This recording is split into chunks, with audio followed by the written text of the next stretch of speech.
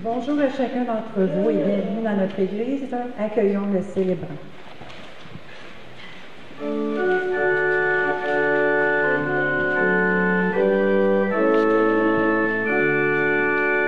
Avec toi, Seigneur, tous ensemble, nous voici joyeux et sûrs de ton amour. Tu nous as rassemblés dans la joie de ta présence, et c'est toi qui nous unis.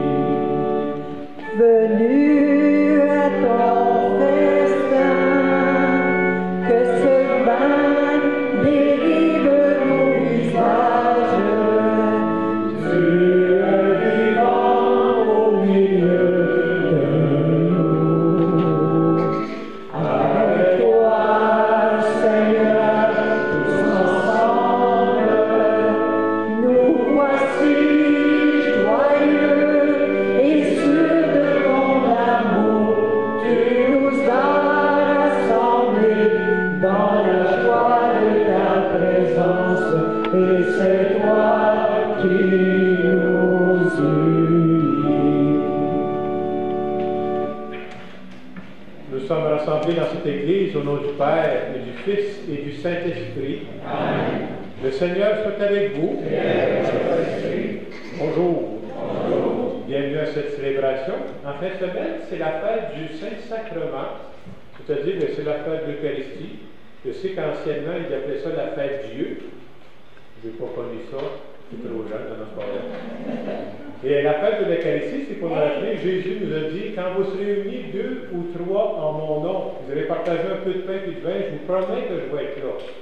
Nous croyons qu'aujourd'hui, à travers la célébration qu'on va vivre, Jésus ressuscité va être présent avec nous d'une façon spéciale. Je vous invite à vous asseoir. Au début de notre célébration, prenons quelques instants pour nous rappeler que dans cette Église, aujourd'hui, Dieu est présent et nous croyons qu'à travers cette célébration, il veut nous parler.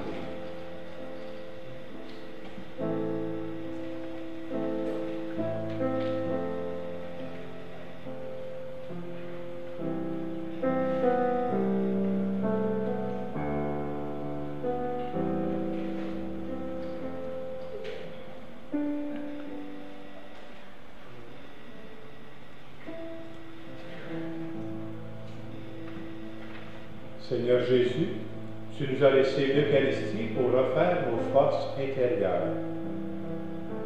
Pour toutes les fois où je vis l'Eucharistie de façon machinale, je veux te demander pardon.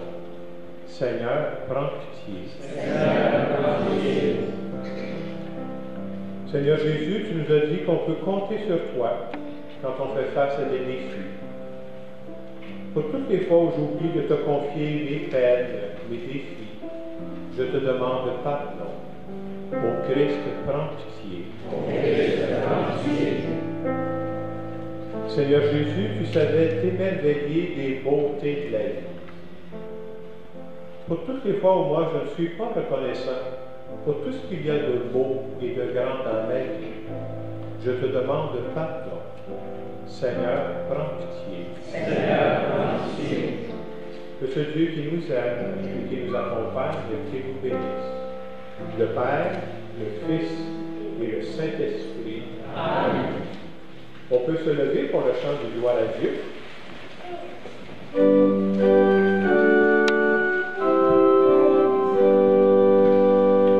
Gloire à Dieu, au plus haut des cieux. Alléluia. Paix sur terre aux hommes qui l'aiment. Alléluia. Nous te bénissons, nous t'adorons, nous te glorifions, nous t'exaltons. Père tout-puissant, Dieu créateur, pour tant de splendeur, nous te louons. Gloire à Dieu, au plus haut des cieux. Alléluia.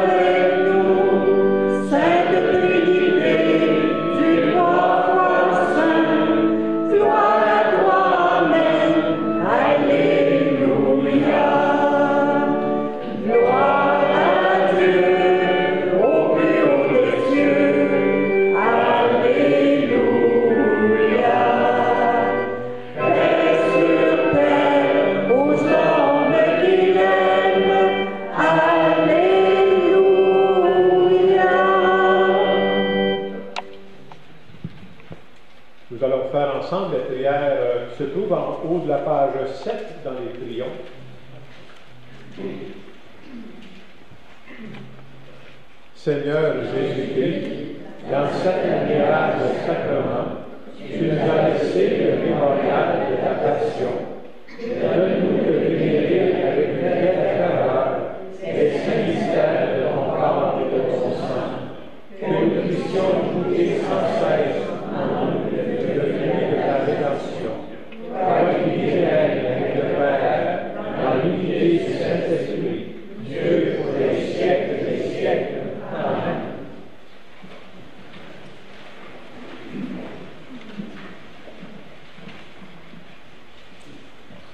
Lecture du livre du Deutéronome. Moïse disait au peuple d'Israël, « Souviens-toi de la longue marche que tu as faite pendant 40 années dans le désert.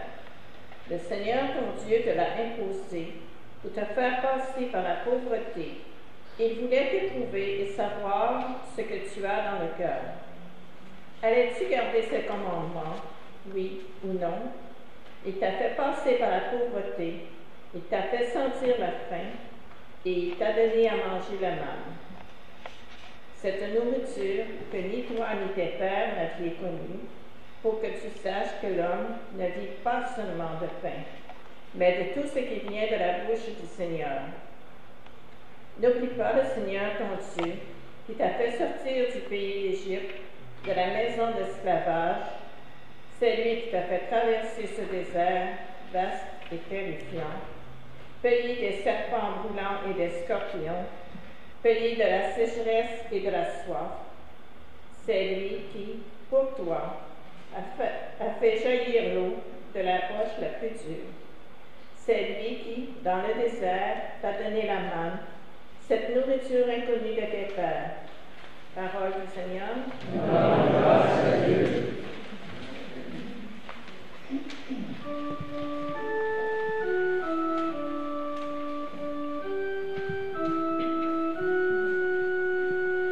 Glorifie le Seigneur, Jérusalem. Ensemble, glorifie le Seigneur, Jérusalem. Célèbre ton Dieu au Sion. Il a construit les corps de tes portes. Dans les murs, il a mis tes enfants. Glorifie le Seigneur, Jérusalem. Il fait la paix à tes frontières et d'un vrai moment te la saisit. Il envoie sa parole sur la terre, rallie son verbe partout. Glorifie le Seigneur, Jérusalem. Il révèle sa parole à Jacob, ses volontés et ses lois à Israël. Pas un peuple qui est ainsi que lui, nul autre n'a connu ses volontés. Glorifie le Seigneur, Jérusalem. Lecture de la première lettre de Saint Paul apôtre aux Corinthiens. Frères, la coupe de bénédiction que nous bénissons n'est-elle pas communion au sang du Christ? Le pain que nous rompons n'est-il pas communion au corps du Christ? Puisqu'il y a un seul pain, la multitude que nous sommes est un seul corps, car nous avons tous part à un seul pain. Parole du Seigneur. Grâce à Dieu. Vous se levez pour l'acclamation.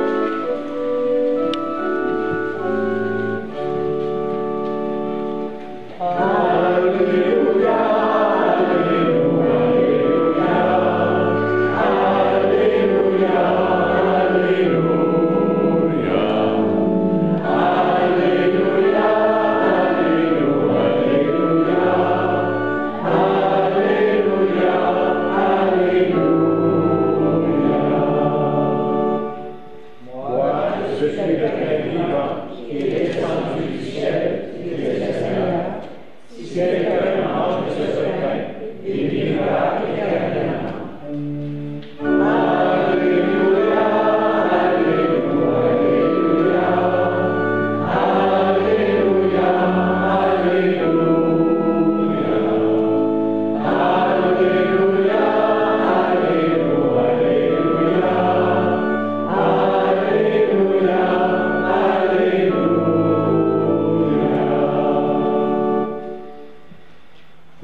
soit avec vous. Évangile de Jésus-Christ selon Saint Jean.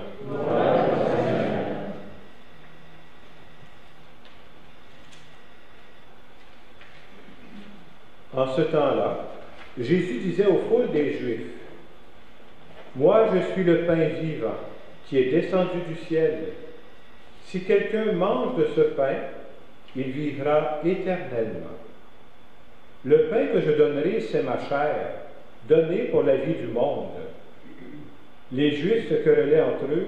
« Comment celui-là peut-il nous donner sa chair à manger? » Jésus leur dit alors, « Amen, amen, je vous le dis.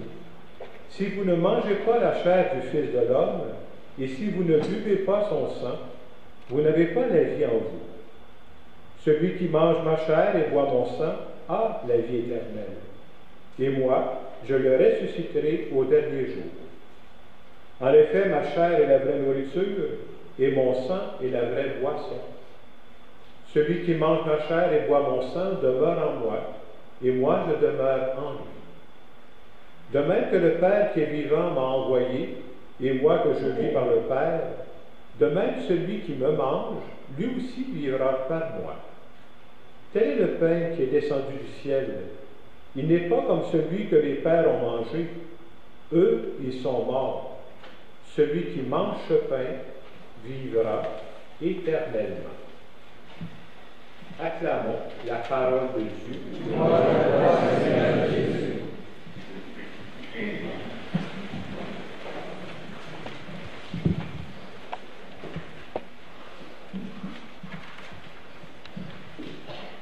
Comme je le disais au début de la célébration, cette fête du Saint-Sacrement nous rappelle que c'est la fête de l'Eucharistie. Et pour plusieurs d'entre nous, ça fait déjà des années qu'on vit l'Eucharistie.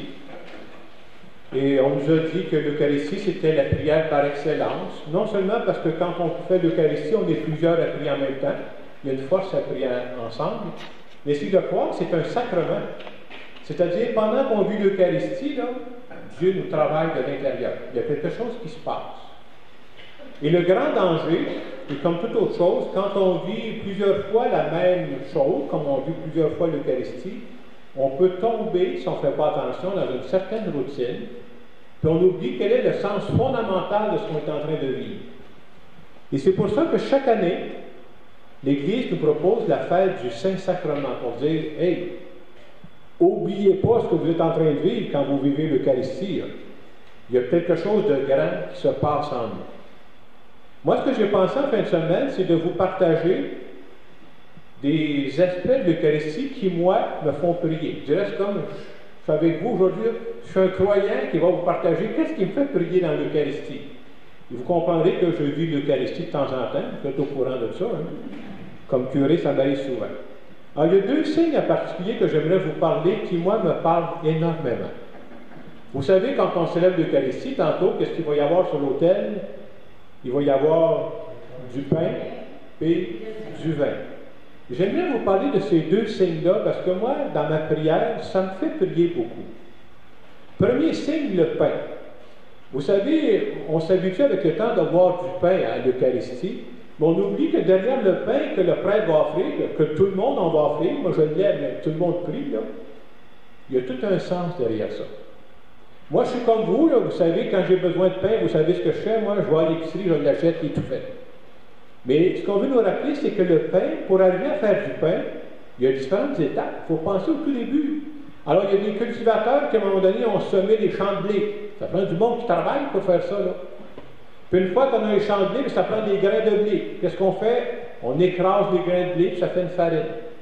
Mais juste avec la farine, c'est pas avec ça que je vais faire du pain, là. Il faut rajouter d'autres choses. Alors, qu'est-ce qu'on peut rajouter dans la recette? On peut rajouter de l'eau ou du lait, dépendant du genre de pain qu'on va faire. Mais si j'ai juste la farine, ou si j'ai juste de l'eau avec du lait, ça ne fera pas du pain, ça, cette affaire-là. Ça va faire quelque chose de massif. Qu'est-ce qu'il faut rajouter pour que ça lève? On appelle ça de la levure. Je vois que vous êtes aussi bien des bons cuisiniers comme moi. Alors, on rajoute de la levure. Une fois que tu as ta farine, que tu as de l'eau, du lait, que tu as de la levure, excusez, il faut brasser tout ça, cette affaire-là. Et ça fait une pâte. Vous savez, il y a un nom spécial. Comment on appelle ça quand on brasse tout ça? on appelle ça pétrir la pâte. Et si vous faites une grande quantité de pain, là, il faut pétrir ça, c'est une moyenne job, là. Et quand vous faites ça, là, ça fait mal dans les bras, juste ici. Je le sais, moi, on me l'a dit. Alors, si je vous parle de ça, c'est parce que ça passe vite quand on offre le pain à l'hôtel. Qu'est-ce qu'on est en train d'offrir? C'est pas juste le pain, c'est pas un bout de pain que j'offre à Dieu, c'est beaucoup plus que ça.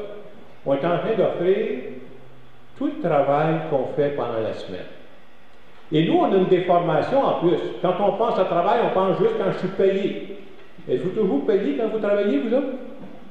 Ben non. Hey, le travail, c'est pas juste la partie qu'on est payé. Tout ce qu'on fait pour s'entraider pendant la semaine, tout ce qu'on fait pour se rendre service, tous les efforts qu'on fait pour bien s'entendre avec les autres, le pain, là, c'est ça qu'on est en train d'offrir à Dieu. Je t'offre tout ce que j'ai fait cette semaine, à travers mon travail, à travers mes relations avec les autres, puis je te demande de prendre ça en considération. C'est ça que je veux t'offrir. Donc, le premier signe du pain, c'est le travail, au sens large. Il y a un deuxième sens au pain que j'aimerais vous présenter. Moi, ça me fait beaucoup prier sur cet aspect-là. Le deuxième sens, vous savez, pareil comme moi, que le pain dont on se sert à l'Eucharistie, c'est pas du pain comme je fais mes toasts ce matin, moi, c'est pas ça. Là. Il y a quelque chose de particulier dans ce pain-là. C'est quoi ce pain-là? Vous le voyez, c'est du pain qui n'a pas levé. Et c'est voulu, c'est pas un hasard, c'est voulu. Nous, on appelle ça des hosties, là. C'est du pain qui n'a pas levé. Pourquoi on prend ce pain-là? Il faut savoir que l'Eucharistie, ça vient du repas des Juifs. Hein? Et les Juifs, ça leur rappelait beaucoup de choses. Hein? Un pain qui n'a pas levé, pour eux, ils appelaient ça du pain de misère. Parce que, il faut savoir que le peuple de Dieu a été en esclavage en Égypte pendant des années. Et quand il est venu le temps de quitter l'Égypte pour sortir de ça, ils ont dû partir à la hâte. Alors le pain, ils n'ont pas eu le temps de le faire lever. Et qu'est-ce qui est arrivé après avoir quitté l'Égypte? Ils ont été pendant 40 ans dans le désert. Eux autres, ça leur rappelait que dans le désert, leurs ancêtres ont mangé de la misère. Alors pour eux, c'est le pain de misère. C'est ça qu'on doit offrir. Et moi, en québécois, j'appelle ça du pain plate. Il est pas mal plate, hein? Et quand on vient à l'Eucharistie, moi, c'est un signe qui me fait parler. Pendant ma semaine, peut-être vous autres, ça ne vous arrive jamais, mais pendant ma semaine, des fois, il y a des bouts plates. Il arrive, c'est quoi des bouts plates? Une déception, je ne sais pas, quelqu'un qui dit telle affaire. C'est-tu plate, ça, cette affaire-là? D'autres fois, un bout plate, c'est qu'on se déçoit de soi-même. Hey, là, j'ai-tu manqué une belle chance de me taire? Ou ben non, j'ai pas fait vraiment l'action que je voudrais. Il y en a des déceptions dans la vie. Et c'est de beau de dire, quand j'arrive à l'Eucharistie, j'offre ce pain-là plate, là, pour dire à Dieu, ce bout-là, là, je trouve ça difficile. Je compte sur toi pour faire lever ça. Laisse-moi pas ce bout plate comme ça. Tout seul, je n'y arriverai pas, mais je te l'offre parce que je sais qu'avec toi, je vais être capable de passer au travers.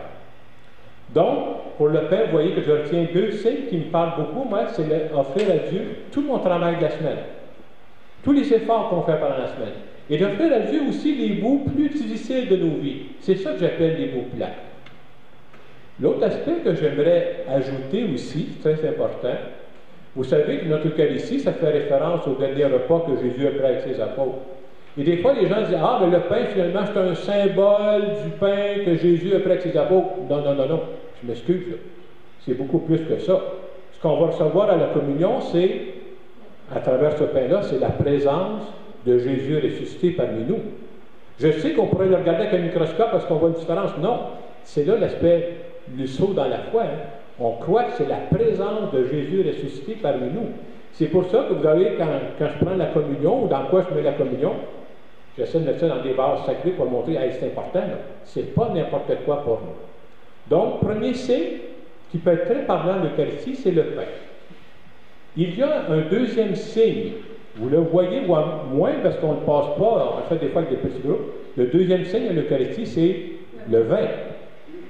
Bien, le vin, c'est la même chose. On n'y pense pas, c'est sûr, quand on veut du vin, nous autres, on achète des bouteilles, puis le vin, il est fait, là. Mais pour faire du vin, ça demande du travail aussi, hein. Pensez à des gens qui ont des vignobles, il faut travailler ça. Après ça, il faut prendre des raisins, il faut écraser ça pour faire sortir du jus qui va être fermenté. Je ne sais pas si vous avez déjà vu, moi j'ai vu des anciens films français qui montraient, vous savez comment ils faisaient ça? Ils mettaient des raisins et s'écrasaient ça avec les pieds. Là. On me dit, moi, que dépendant des pieds, ça changeait l'arôme du vin. Je ne suis pas sûr de cet aspect-là. Mais tout ça pour vous dire que le vin, ça demande aussi du travail pour faire du vin. Alors, quand on offre le vin, il y a aussi le symbole du travail. Il y a un deuxième sens au vin qui, moi, me parle énormément aussi. Vous savez, pendant des années, j'ai eu animé des rencontres où il y avait des jeunes qui se préparaient à la première communion, puis leurs parents étaient là. Alors, pour leur expliquer le sens du vin, je posais 2 questions aux jeunes. Et j'ai eu beaucoup de réponses. Première question que je posais aux jeunes pour découvrir quel est le sens du vin, je demandais aux jeunes, pouvez-vous me dire quand est-ce que vos parents prennent du vin chez vous? Si vous saviez le nombre de réponses que j'ai eues, c'est assez surprenant. J'ai eu des réponses très surprenantes. Je vous en donne une, là, parce que ça ne concerne pas, ça ne s'est pas arrivé ici à Belleuil. Il y a une jeune fille, sa mère a trouvé ça moins drôle, là, mais la jeune fille a dit, moi, à chaque fois que ma mère change de chum, il y a une bouteille de vin. Alors j'ai demandé s'il y avait d'autres réponses dans la salle aussi. Alors les gens m'ont dit, pour les gens, les parents les plus raisonnables, ils m'ont dit qu'ils prenaient le vin quand c'était l'anniversaire de quelqu'un, quand c'était un congé, quand c'était la fin de semaine. Mais je me suis vite rendu compte que pour certaines familles, c'est fête tous les jours, finalement. Alors j'ai compris pourquoi la SAQ fait beaucoup d'argent, finalement, aussi. Donc, le vin est associé à la fête, un anniversaire quelconque. La deuxième question que je posais pour savoir justement quel est le sens du vin, je me demandais, quand vos parents prennent du vin, qu'est-ce que vous remarquez? Et ça aussi, j'ai eu des belles réponses pour vous aider à comprendre. Les gens disaient, il y a un petit gars qui me disait, dis-moi, mes parents, là, ils sont juste en train de déboucher la bouteille, ils n'ont pas commencé à boire, puis ils ont déjà le fou rire. Donc, le vin est associé à la joie, au fou rire. Il y en a un autre qui me disait, moi, ma mère, elle vient tout le visage rouge. Là. Quand le vin est là, c'est comme si ça met de la joie. Mais mes parents sont très joyeux cette journée-là. Si je vous compte ça, c'est pour vous dire que le sens du vin, c'est le sens de la joie. Quand on vient à l'Eucharistie, j'espère qu'on a toujours des joies à offrir à Dieu. Des belles choses qui me sont arrivées cette semaine-là.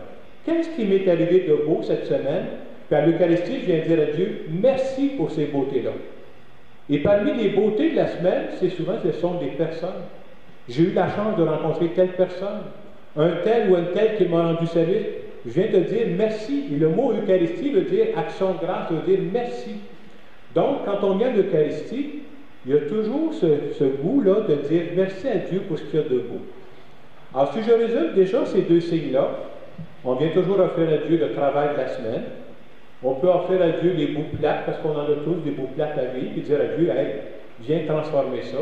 Et on vient dire à Dieu, merci pour les beautés de la vie. Et quand on vit l'Eucharistie, pourquoi le but de l'Eucharistie? Le but de l'Eucharistie, c'est que de plus en plus, nous voulons devenir à l'image de celui que nous recevons. C'est qui que je vais recevoir dans la communion, moi? Je vais recevoir Jésus ressuscité. Et j'aimerais ça que plus je vais avancer dans la vie, plus je pense comme lui, plus je parle comme lui, plus j'agisse comme lui. Et c'est ça le but de l'Eucharistie.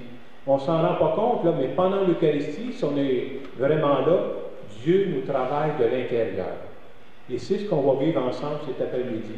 De croire que l'Eucharistie, c'est plus qu'un symbole, c'est un sacrement par lequel Dieu nous travaille. Et en terminant cette homélie, je veux simplement faire une prière à notre nom à tous.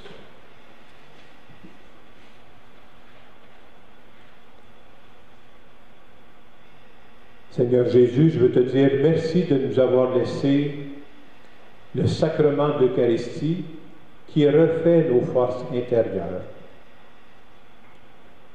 Aujourd'hui, j'aimerais te présenter certains bouts plus plates de ma vie parce que j'ai confiance qu'avec toi, je vais être capable de relever ces défis-là. Pendant cette Eucharistie, je veux aussi te dire merci pour les beautés qu'il y a dans ma vie. Et il y en a des beautés dans ma vie présentement. Et surtout, je veux te dire merci pour ta présence constante à mes côtés. Amen. Pour pas que ce soit juste une théorie, je vais vous laisser quelques instants pour penser, ce serait quoi le beau plat que vous aimeriez offrir à Dieu à travers l'Eucharistie d'aujourd'hui? un travail ou un bout plat qui était plus difficile pour vous au cours des dernières semaines. Et de l'autre côté, j'espère aussi, le jour où on ne trouvera plus une raison de dire merci à Dieu, là, il y a quelque chose qui fait défaut dans notre vie, ça serait quoi la belle joie que j'ai vécue au cours des dernières semaines? Et je dis à Dieu, merci pour cette joie-là, parce qu'à chaque fois que j'ai une joie dans ma vie, je crois que Dieu est présent. Je vous laisse quelques instants pour en parler avec Dieu.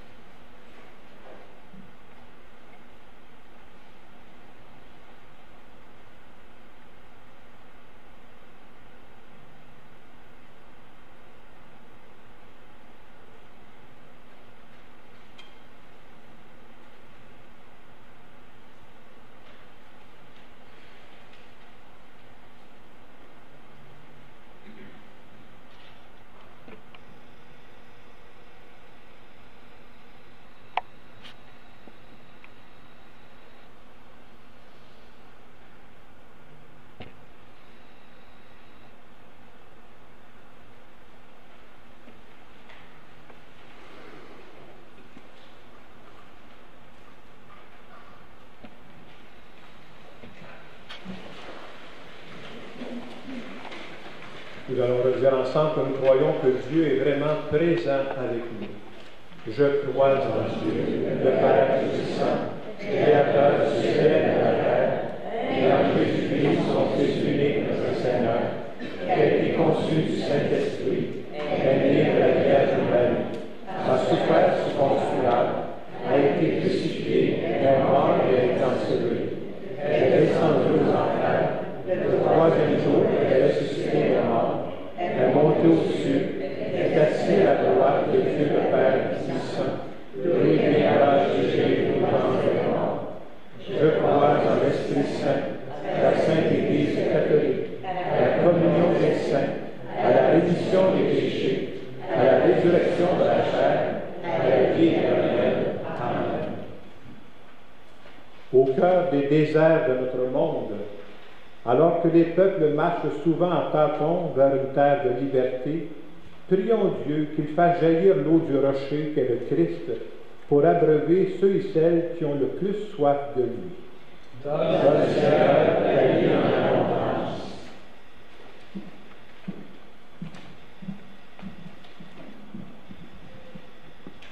Pour les personnes âgées vivant dans la solitude, qui ont soif d'une présence dans leur quotidien, prions.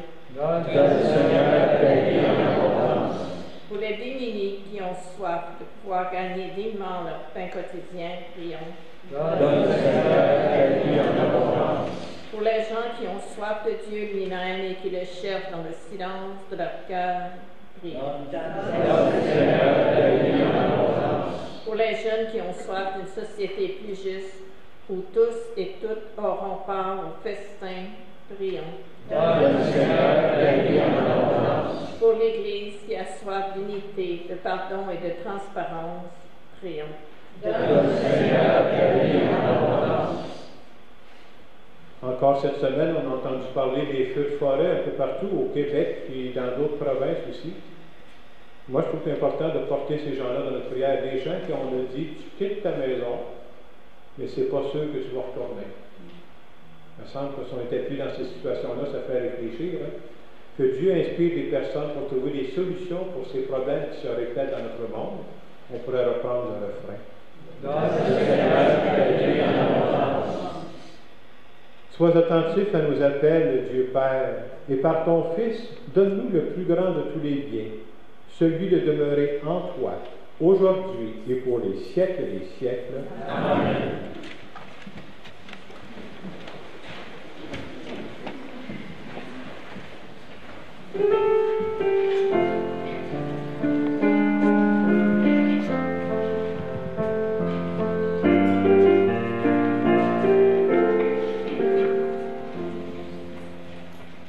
Prends ce pain, Seigneur, prends ce pain. De ce pain,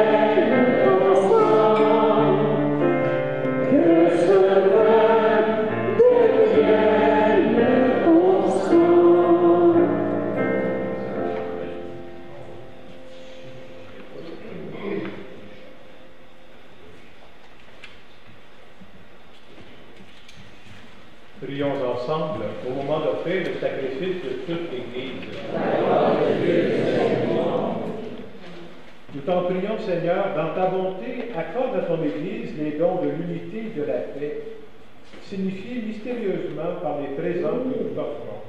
Par le Christ, notre Seigneur. Amen.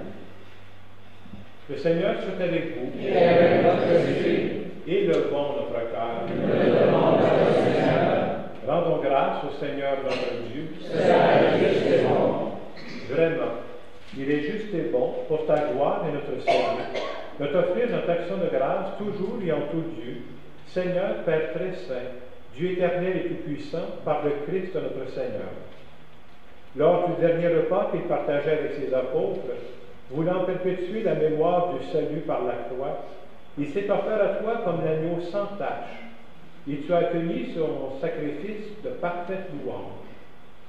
Quand tes fidèles communient à ce mystère incomparable, tu les sanctifies, pour que la famille humaine, habitant un même univers, soit éclairée par une même foi et réunie par une même charité. Nous venons à la table de cet admirable sacrement pour être imprégnés de la douceur de ta grâce et transformés à l'image de ce que nous serons au ciel. C'est pourquoi le ciel et la terre t'adorent. Ils te chantent le cantique nouveau, et nous-mêmes, unissant notre voix à celle des anges, nous t'acclamons.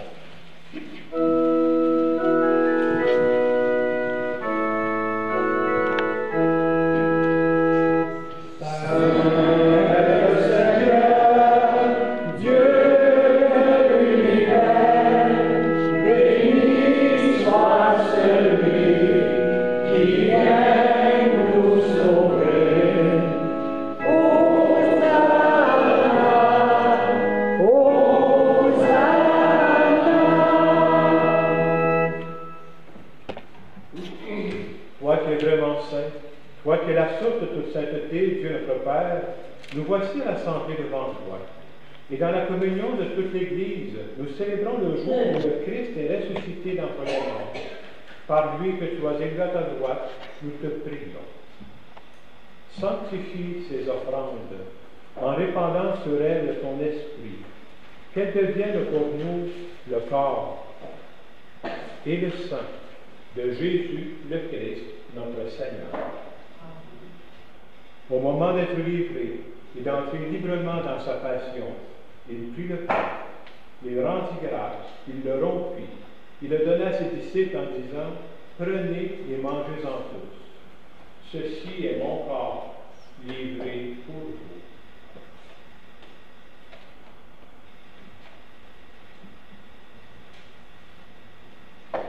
De même, après le repas, il prit la coupe.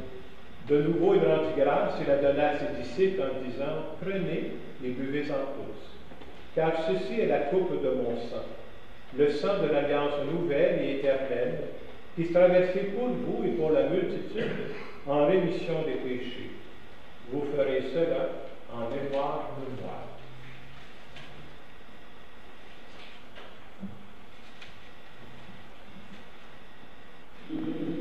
Il est grand, le mystère de la foi. Nous attendons alors, Seigneur Jésus, nous attendons ta résurrection, nous attendons ta venue à la gloire.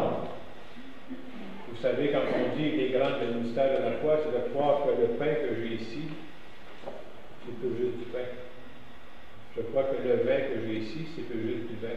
Ça demande un acte de foi. C'est le cadeau qu'on nous a laissé.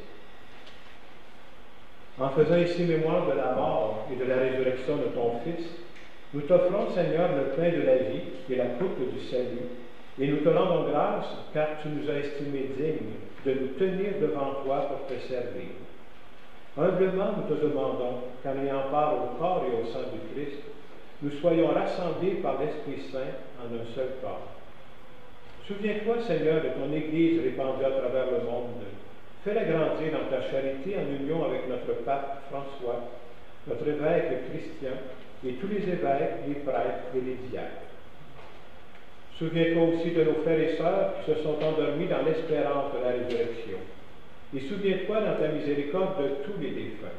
Accueille-les dans la lumière de ton visage.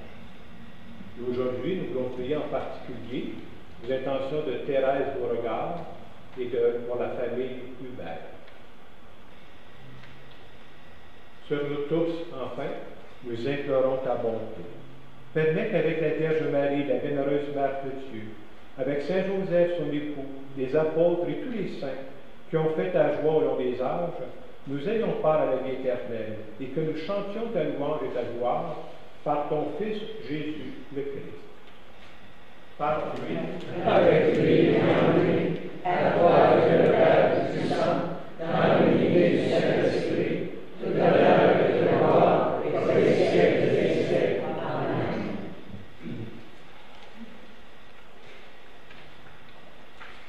Vous savez, quand on vit l'Eucharistie, on pense que Dieu ne veut pas juste changer le pain et le vin, il est en train de nous changer. Alors pendant qu'on vit l'Eucharistie, Dieu est en train de me transformer. Et mon but à moi, c'est de me laisser transformer par Dieu. On va dire merci à Dieu d'agir en chacune de nous. Notre Père, qui es aux cieux, que ton nom soit sanctifié, que ton règne vienne, que ta volonté soit faite sur la terre comme au ciel. Donne-nous aujourd'hui notre pain de ce jour. Pardonne-nous nos offenses, comme nous pardonnons aussi à ceux qui nous ont offensés. Et ne nous laisse pas entrer en tentation, mais délivre-nous du mal. Délivre-nous de tout mal, Seigneur, et donne la paix à notre temps. Soutenus par ta miséricorde, nous serons libérés de tout péché, à l'abri de toute épreuve, nous qui attendons que se réalise cette bienheureuse espérance, l'avènement de Jésus-Christ, notre Sauveur.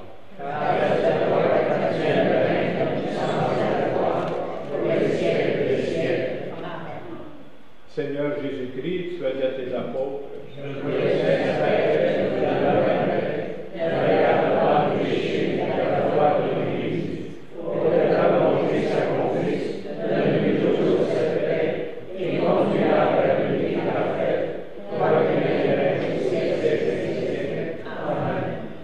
et que la paix du Seigneur soit toujours avec nous.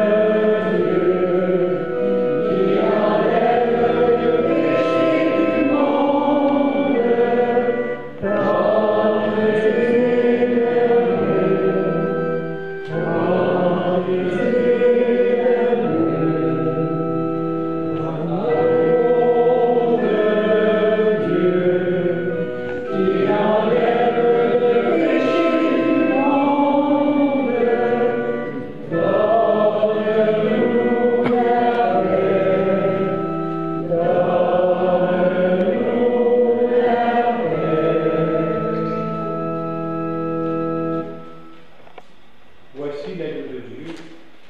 Voici celui qui enlève les péchés du monde. Heureux les invités au repas du Seigneur. Seigneur, que tu sois béni de notre sort, mais seulement la parole qui soit bénie.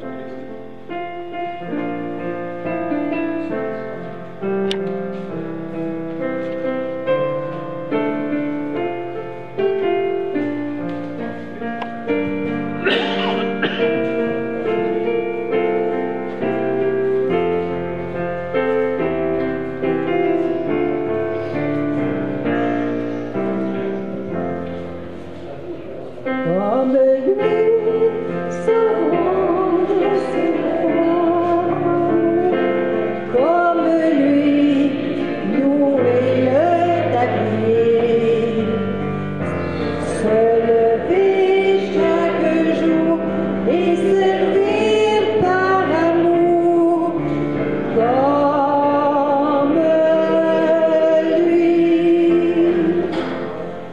offrir le pain de sa parole aux gens qui ont faim de bonheur,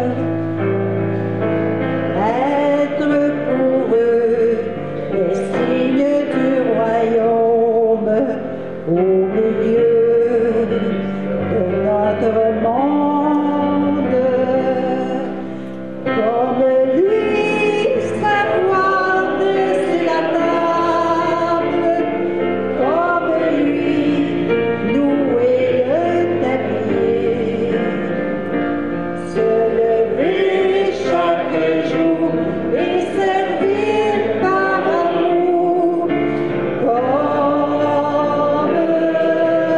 lui,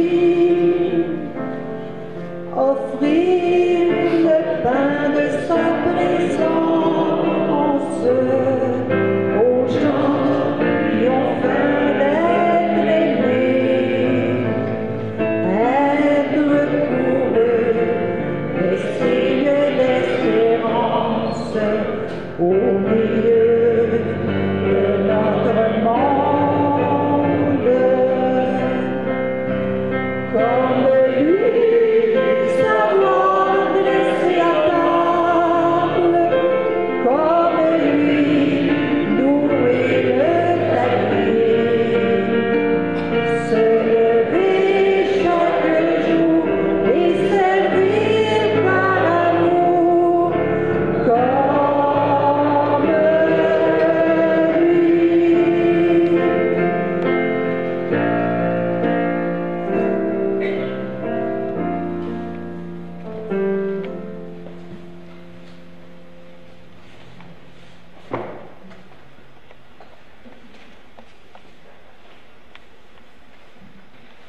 Tel qu'indiqué dans le feuillet paroissial, à partir du mois de juillet, on n'aura plus la messe le samedi après-midi ici. Il y aura une seule messe le samedi, ce sera à l'église de Saint-Hilaire à 5 h l'après-midi. Donc, à partir du mois de juillet, parce qu'à un moment donné, ça prend des prêtres, et je ne sais pas s'il y aura un autre prêtre. Vous savez que l'abbé Pierre Claver a été nommé à Marieville et à Région.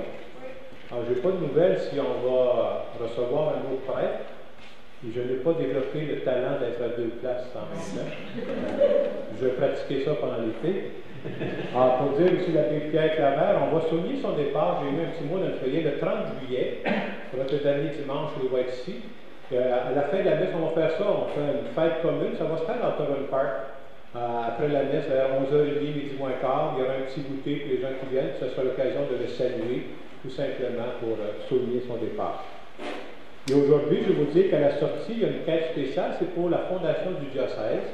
La fondation du diocèse qui aide pour certains projets pastoraux dans le diocèse. Alors, il y aura un panier à la sortie. Je vous invite à vous lever pour une dernière prière.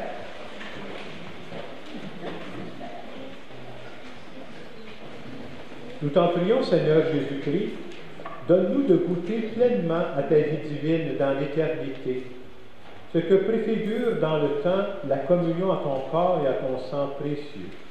Toi qui vis et règnes pour les siècles des siècles. Amen. Prenons quelques secondes pour nous recueillir. Merci Seigneur de nous avoir laissé l'Eucharistie qui refait nos forces. Merci pour le pain, merci pour le vin, merci pour tout ce qu'il représente pour nous. Nous te demandons de nous bénir. Au nom du Père et du Fils et du Saint-Esprit. Amen. Allez dans la paix du Christ. Amen. Bonne semaine.